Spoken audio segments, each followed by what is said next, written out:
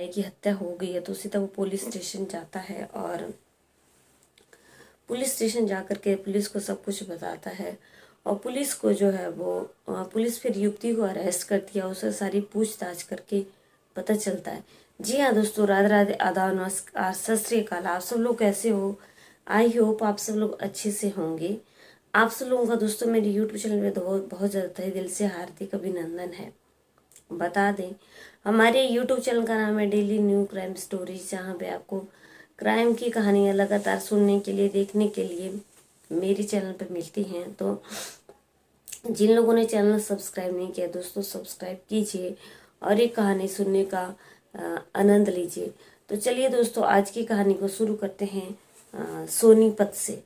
जी हाँ, आपने बिल्कुल सही सुना, सोनीपत की जो है वो आज की कहानी है। सोनीपत के न्यू बाबा कॉलोनी के में जो है वो न्यू बाबा कॉलोनी में अंकित और आरती दोनों भगत सिंह, उसके आगे जो है भगत सिंह कॉलोनी है, उसमें रेंट पे रहते थे। एक बार फिर से बता देती हूँ कि सोनीपत के न्यू बाबा कॉलोनी के आगे जो है वो भगत सिंह कॉलोनी है।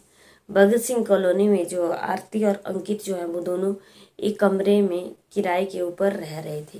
दोनों जो है वो आपस में रिलेशनशिप में थे और दोनों का आपस में प्रेम प्रसंग चल रहा था। एक दूसरे से बहुत ज़्यादा प्रेम करते थे, प्यार करते थे। आरती जो है वो अंकित के साथ शादी करना चाहती थी। अब दोनों जो है वो आपस में मिलते हैं और उसके पास ही जो है वो एक रेलवे लाइन है और रेलवे स्टेशन है। रेलवे स्टेशन न्यू बाबा कॉलोनी के पास है। उससे पीछे न्यू बाबा कॉलोनी पड़ती है, उसके पास ही रेलवे स्टेशन है। दोनों वहाँ पे शाम के टाइम जो है वो घूमने आया जाया करते थे। अब क्या हुआ कि जैसे जैसे समय बढ़ता गया, पूरा उन लोगों को आपस में रहते हुए 1 महीना हो गया। आपस में रहते हुए जब उनको 1 महीना हो गया तो 1 महीने के अंदर जो है वो इन दोनों का प्रेम प्रसंग काफी आगे बढ़ गया। अब ये दोनों जो है वो एक दिन क्या हुआ कि इन दोनों का आपस में झगड़ा हो गया और झगड़ा बहुत ज़्यादा हो गया। अब ये जो है झगड़ा होते होते ये लोग रेलवे ट्रैक के पास आ गए, जहाँ पे जो है वो न्यू बाबा कॉलोनी है। न्यू बाबा कॉलोनी के पास ही रेलवे ट्रैक है। झगड़ा होते होते ये दोनों जो हैं वो वहाँ पे आ गए और आ जाने के बाद जो है दोनों वहीं पे लड़ने लगे। अब वहाँ से ट्रेन आ रही थी और ट्रेन को आता हुआ देख करके आरती को ये लगा कि ये जो है वो अंकित जो है वो इसको मार पिटाई करेगा यहीं पे और सब लोगों के बीच में मारने लगेगा। आरती के दिमाग में ये बात चल रही थी और आरती ने जो है वो जैसे ट्रेन आई, आरती ने अंकित को जो है वो धक्का दे दिया और जैसे ही वो ट्रेन आई, वो ट्रेन के आगे एकदम ट्रैक के ऊपर आ गया और जिससे ट्रेन के आने से जो है वो उसकी एकदम मृत्यु हो गई। अब ट्रेन के आने से क्या होता है दोस्तों कि उसकी एकदम मृत्यु हो जाती है और वो मर जाता है। अब जब उसकी ट्रेन के आगे आने से मृत्यु हो जाती है तो आरती वहां से एकदम भाग जाती है। जब आरती वहां से भाग जाती है तो लोगों में जब ट्रेन चली जाती है तो भगदड़ मच जाती है कि आखिर ये बॉडी किसकी है और आखिर ये कौन है। जब लोग रेलवे पुलिस को बताते हैं तो पता चलता है कि वो जो है वो अंकित है और पास ही जो है वो न्यू बाबा कॉलोनी के पास भगत सिंह कॉलोनी है, उसमें ही एक रेंट पे रहता था। अब उसके पुलिस जो है वो पूरी इन्वेस्टिगेशन करती है और उसका भाई जो है वो मोहित वहाँ पे पुलिस स्टेशन में आता है और पुलिस स्टेशन में जब आता है तो बॉडी की पहचान करवाई जाती है और उसका भाई जो है वो अंकित उसको पहचान लेता है कि वो उसका भाई है और पुलिस को जो है वो अंकित सारी बात बताता है कि जो उसका भाई अंकित था, उसका जो है प्रेम प्रसंग उसी के वहाँ की रहने वाली आरती के साथ चल रहा था और ये हत्या जो है वो आरती ने ही करवाई होगी। मोहित को जो है वो अपने वो जो उसके साथ लड़की आरती रह रही थी उसके ऊपर शक हो जाता है और वो पुलिस को सारी बात बता देता है। अब जैसे ही मोहित पुलिस को सारी बात बताता है तो पुलिस जो है वो पता करते ही जो है वो आरती को अरेस्ट कर लेती है। जब पुलिस आरती को अरेस्ट कर लेती है तो आरती से फिर पूछताछ की जाती है, लेकिन आरती जो है वो बिल्कुल कबूल नहीं करती है कि उसने ही उसको धक्का दिया है। बाद में जो है वो पुलिस की जांच से जो है वो दोस्तों कोई भी बच नहीं पाया है।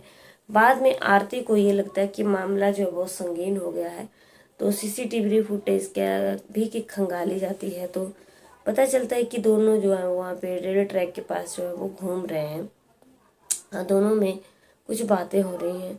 तो जब इन लोगों की आपस में लड़ाई हो रही थी तो आरती ने उसको एकदम आगे से ट्रेन आई और धक्का दे दिया। अब आरती ने डर के मारे अपनी सारी बात कबूल ली कि उसने जो है वो उसको डर के मारे आगे से धक्का दे दिया, क्योंकि उसको ये लगा कि जो उसका प्रेमी अंकित है वो उसको यहाँ पे पीटेगा, मारेगा और सब लोगों के बीच जो है वो मार कुटाई करने लगेगा। तो डर के मारे जो है वो आरती ने उसको ट्रेन के आगे एकदम धक्का दिया और ट्रेन से जो है वो कट गया और उसकी वहीं पे जो है उसी वक्त मृत्यु हो गई। अब क्या था दोस्तों कि जब उसका भाई के ऊपर ये पता चलता है तो काफ़ी दुख होता है। पुलिस जो है वो बॉडी का पोस्टमार्टम करवा के उसके भाई मोहित को सौंप देती है। बाद में पुलिस जो है वो पूरी मामले की जांच कर रही होती है और आरती को जो है वो अरेस्ट कर लेती है।